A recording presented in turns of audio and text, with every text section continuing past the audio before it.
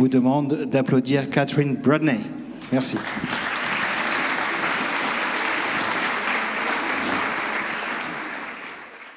Bonsoir Catherine Bradney. Bonsoir, good evening. Alors, vous avez déjà été en partie présentée, mais je me permets de refaire un petit tour quand même de votre fascinante carrière. Vous êtes une figure centrale de la danse classique. Vous êtes née aux États-Unis. Vous avez été sélectionnée par Maurice Béjart à l'âge de 19 ans, d'abord pour rejoindre son propre ballet qui se trouvait à Bruxelles, puis à Lausanne quand le ballet s'y est installé. Pendant 20 ans, vous avez été première danseuse, pendant 20 ans. Donc voilà, je salue la longueur de cette performance. Et simultanément, parfois...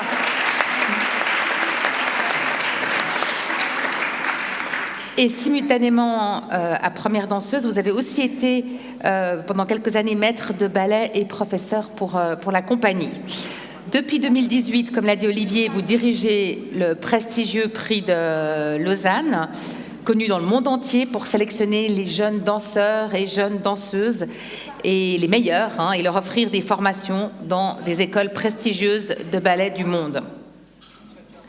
On va revenir avec vous sur ce parcours hors du commun, en français et en anglais, parce que vous êtes originaire de Pennsylvanie.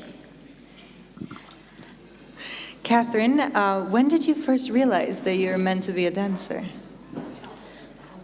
I was 3 years old and I said to my mother, I want to be a ballerina. And she said, yes, of course. And so, so she found me a school that took 3-year-olds because they don't always take you and before you're 5. And I was then 10 and then 12 and then 16. And I said, I want to be a principal dancer, a ballerina. And my parents were like, well, that wasn't really the plan. We said yes, but we weren't really counting on it. We wanted you to go to university. So they gave me 1 year. I was 17 years old. I had just finished high school to find a job in New York. And so it was tick, tick. And after 6 months, I found I was hired by the New York City Opera Ballet Company in Lincoln Center. And then I was hired in the Pittsburgh Ballet Theater, and then I was hired by Maurice Béjart in New York City.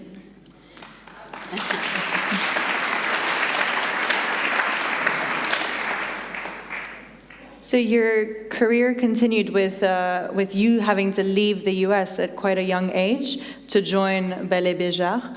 How did that come about from New York to Europe? Well, I was hired, so I was ecstatic. This is what my dream come true was, and I wanted to go to Europe. I studied French in high school since I was 11 because I knew I wanted to visit Europe and France. And so I told my mother, I'm just leaving 1 year for the experience. I was 19. And here I'm in Switzerland more than 35 years later. So. Do you think that was a difficult move in the beginning? I was a little bit scared, but very excited. And then I arrived in the company. It was 1 year in Brussels, and then we moved to Lausanne.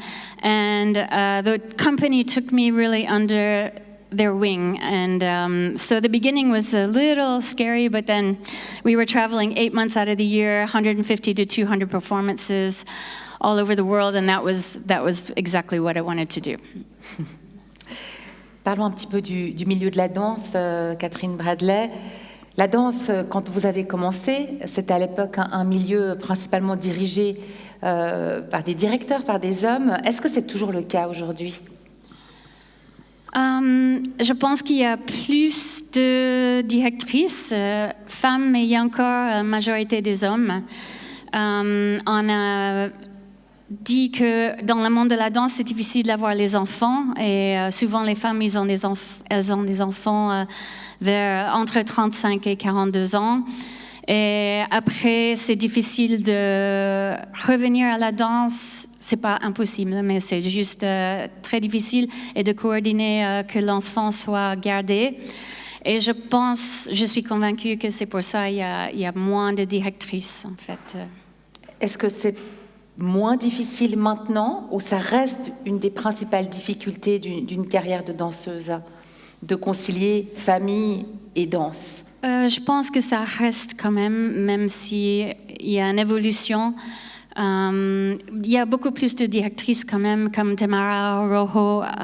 Elle est espagnole d'origine, elle a gagné le prix de Lausanne. Elle était directrice à English National Ballet. Maintenant, elle vient de déménager à San Francisco comme directrice. Elle a un enfant et c'est vraiment une réussite, success story. Donc, ça existe. Hein. C'est vraiment tout à fait possible. The world of dancing is renowned for being extremely competitive and quite tough. How did you experience that ruthlessness? Well, you have to be an athlete, a high-level athlete, and an artist at the same time. And I was working for Maurice Béjart, who's a choreographer who would be inspired by certain dancers. So your goal was to inspire the choreographer in the way that you just worked hard and you were yourself and you had that mindset. Often I would not go out to dinner after with the whole company because we were always the whole company traveling, and I would buy something in the supermarket. I had my little hot plate and make some soup and salad and dinner in the room just to really keep my focus, and I would go over my choreography and how I wanted to be better. So I think you need that drive and you need that concentration, that focus.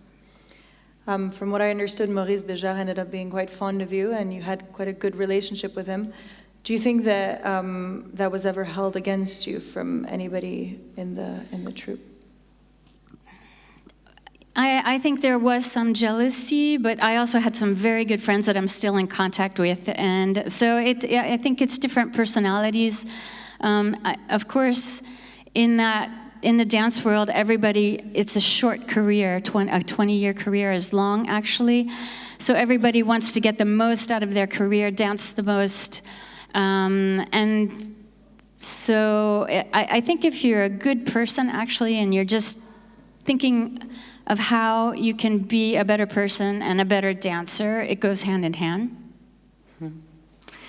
Il y a eu un MeToo, un mouvement MeToo dans le monde de la danse également, comme dans beaucoup de secteurs. Le ballet Béjart n'a pas été épargné.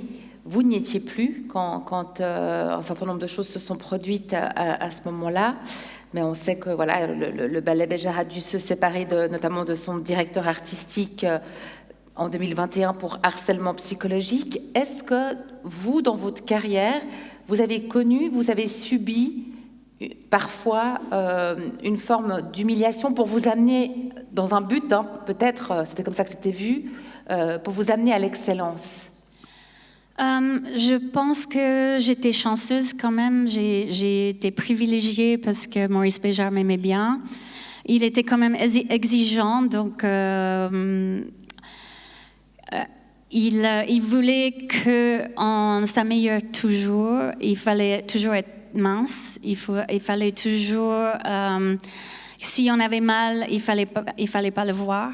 Donc c'était une forme de, je devais me retenir et pas montrer quelques émotions ou les douleurs.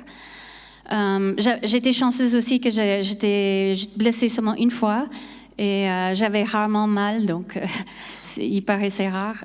Et j'étais pas à l'époque de ces histoires-là, mais j'ai vu qu'il pouvait y avoir des maltraitances psychologiques, peut-être physiques aussi, mais j'ai pas vécu ça.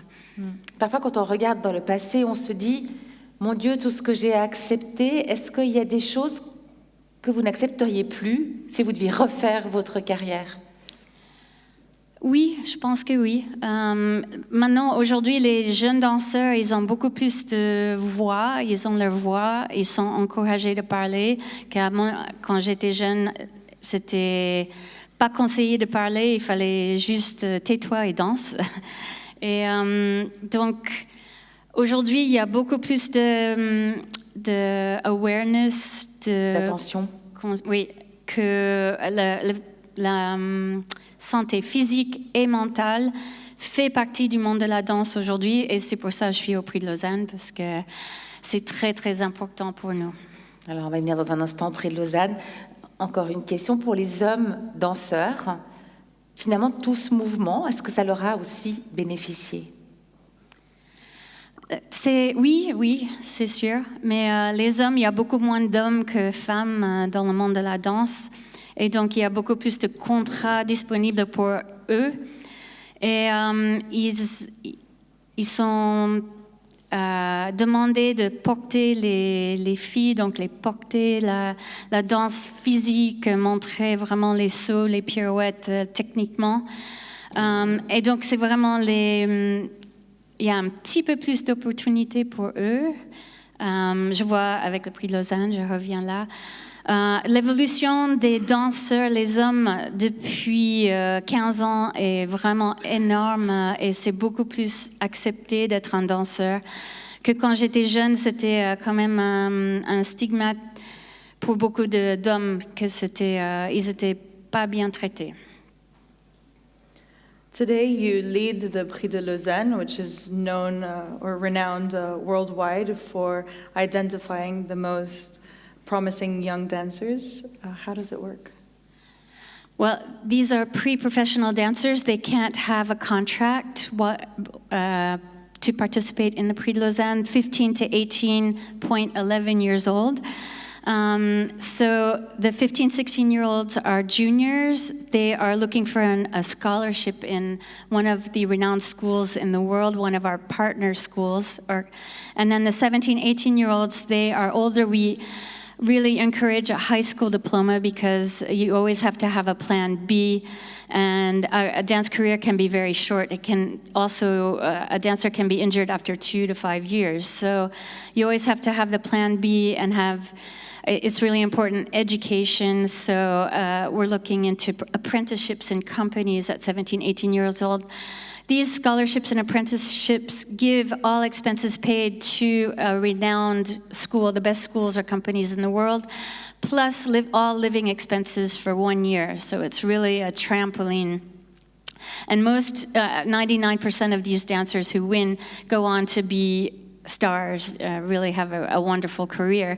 And that's our alumni, so it's a Prix de Lausanne family that we keep in touch with even when they become directors after. It's a highly competitive setting. And how do you maintain, knowing what you know from experience, a positive and supportive environment for them? We pride ourselves on hospitality, and we have 100 volunteers who are really coached to look out for signs if somebody's in distress. And we have an orientation meeting the first day that I give. And I tell them about how the dance world can be tough. And that week at the Prix de Lausanne is really for the experience to make friends, to really have a good time, even though it's a competition, and really to open their eyes and ears to learn from every person. We have professional coaches, like from the Paris Opera Ballet and from the Royal Ballet. We have American Ballet Theatre, the best companies and school coaches in the world that come to the Prix. And so it's really a unique experience for them that they have to, I think they really get it on the first day. They understand that it's not cutthroat, it's really supporting each other. Are you currently looking for new patrons to support the initiative? Always. That's 12 months out of the year, nonstop.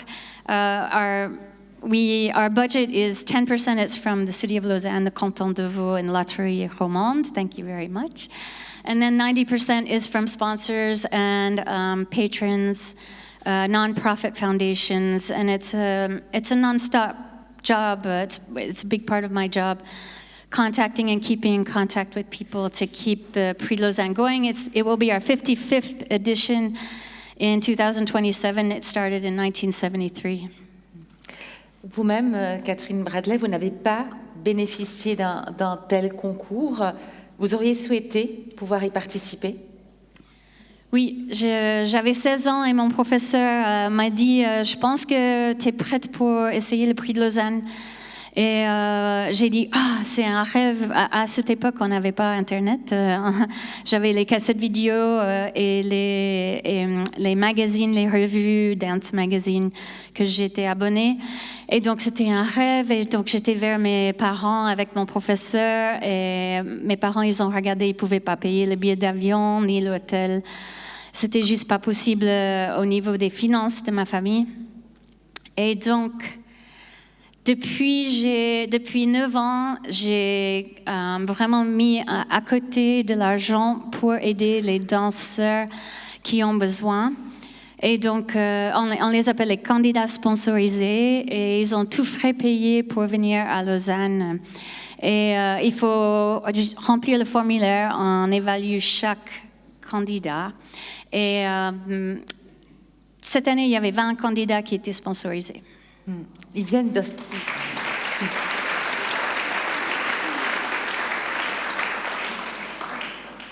Les candidats au prix de Lausanne viennent du monde entier, de tous les continents?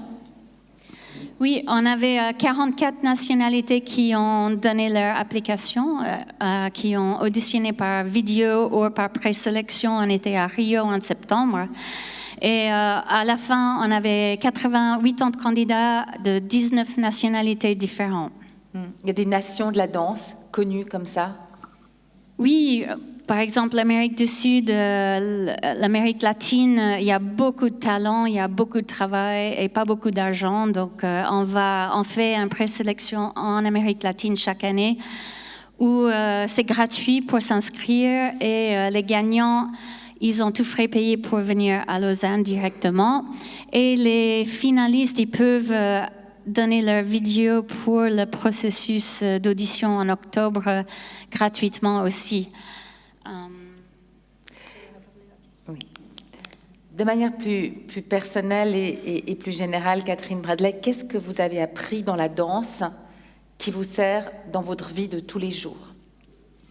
C'est une hygiène de vie assez incroyable. Bon, quand on veut être danseur, c'est rigide. Il faut vraiment penser à se reposer, s'hydrater, de manger sain pour l'énergie, comme un sportif de haut niveau. Et aussi d'être mince. Donc, c'est quand même, il y a une pression pour ça. Aujourd'hui, quand j'étais jeune, j'étais un peu toute seule. J'avais ma mère qui m'a aidée. Équilibré. Maintenant, c'est vraiment tous nos écoles et compagnies partenaires doivent avoir les médecins, les physios, les nutritionnistes. Donc, ça continue après la danse. Il faut quand même garder l'exercice physique, c'est très important. Je fais le pilates, je fais ma barre le matin, je donne des cours, donc maintenant un petit moins intense, mais c'est important de rester actif et de penser à soi-même mentalement et physiquement.